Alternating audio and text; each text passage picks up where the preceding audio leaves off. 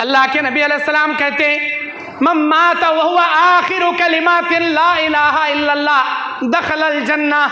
जो आदमी दुनिया में इस हालत में मरेगा कि उसके ज़बान से निकलने वाला आखिरी जुमला ला इलाहा इल्लल्लाह रहे, वो जन्नत में जाएगा।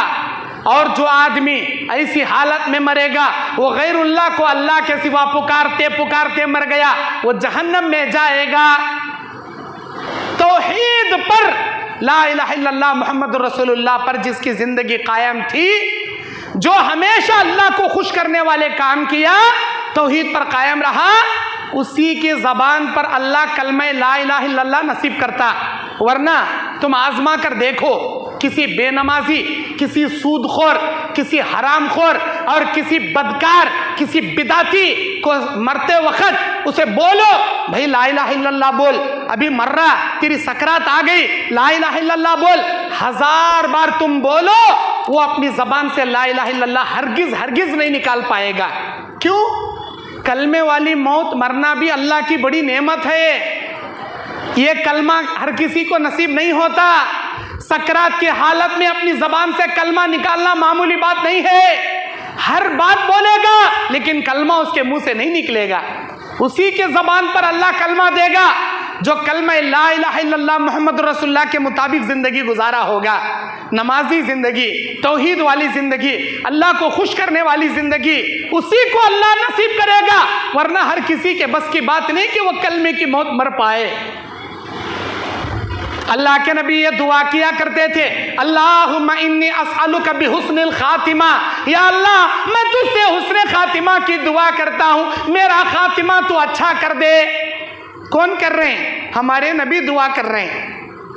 हमारे नबी इस कायनात के सबसे मुत्तकी आदमी, सबसे परहेजगार आदमी और सबसे अफजल तरीन शख्सियत हमारे नबी आखिर ज़मा मुहम्मदुर रसूलुल्लाह सल्लल्लाहु अलैहि वसल्लम, इतने बरगजीदा, इतने अजीम हस्ती, जब इनके ज़िंदगी के आखिरी अयाम थे तो नबी सल्लल्लाहु अलैहि वसल्लम के बदन में इस कदर तकलीफ थी, इस कदर तकलीफ थी, नबी ऐसे बिलबिला रहे थे, आपकी ज़बान से ये जुमला बार बार निकल रहा था, ला इलाहा इल्लल्लाह, ला इलाहा इल्लल्लाह, इन्ना लिल मौति लसकरात, इन्ना लिल मौति लसकरात, इन्ना लिल मौति लसकरात।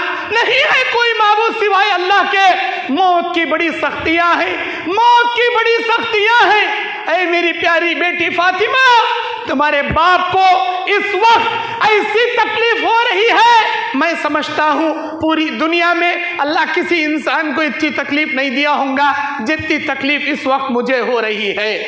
अल्लाह ताला सूरह क़ाफ की 19वीं आयत में कहता है, वजाअत सकरतुल मौत बिल हक़, वजाअत सकरतुल मौत बिल हक़, यकीनन सकरात वाली मौत हक के साथ आकर रहेगी। लेकिन हमारे नबी को जब मौत की सख्तियां हो रही थी, बार बार अपने हाथ को पानी के प्याले में डालकर अपने चेहरे पर मल रहे थे।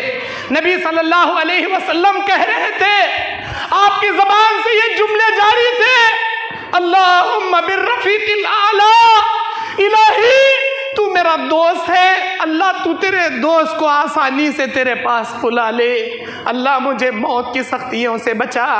हमारे नबी मौत की सख्तियों से बेकरार होकर आप जिंदगी से गुजरने से पहले आपने ये दुआएं की। अल्लाह के नबी की आखिरी दुआओं में की एक दुआ, अल्लाहुम्मा इन्नी अऊज़ु बिका मिन गमरातिल मौत व सकरातिल मौत, अल्लाहुम्मा इन्नी अऊज़ु बिका मिन गमरातिल मौत व सकरातिल मौत। अल्लाह मैं मौत की सख्तियों से तेरी पनाह मांगता हूँ, अल्लाह मैं सकरात की मौत से तेरी पनाह मांगता हूँ। ये कौन कह रहे हैं? कायनात के पैगंबर कह रहे हैं, कायनात के आखिरी रसूल कह रहे हैं। जब उनको मौत की इतनी सख्तियाँ हो सकती हैं, हम और आपको से क्या हैसियत रखते हैं, हमारी और आपकी क्या औकात है? मेरे दीनी और इस्लामी भाइयों, अल्लाह तबारक व तआला इस दुनिया में हमारे आंखों के सामने 2019-2020 में कोरोना जैसा सीजन लाकर दिखा दिया।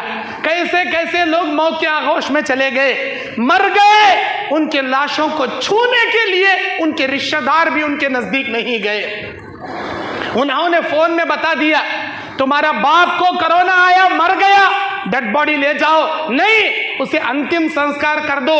उसे गुस्ल देना, कफन पिनाना, नमाज जनाजा पढ़ना तो दूर की बात, हिंदुओं की तरह उसका अंतिम संस्कार कर दो, किसी भट्टी में डालकर आग से जलाकर राख कर दो, हम छुएंगे भी नहीं, उसकी डेड बॉडी को लाएंगे भी नहीं, दफन करेंगे भी नहीं। क्यों? अगर डेड बॉडी को हाथ लगाएंगे तो हमको भी कोरोना आ जाएगा।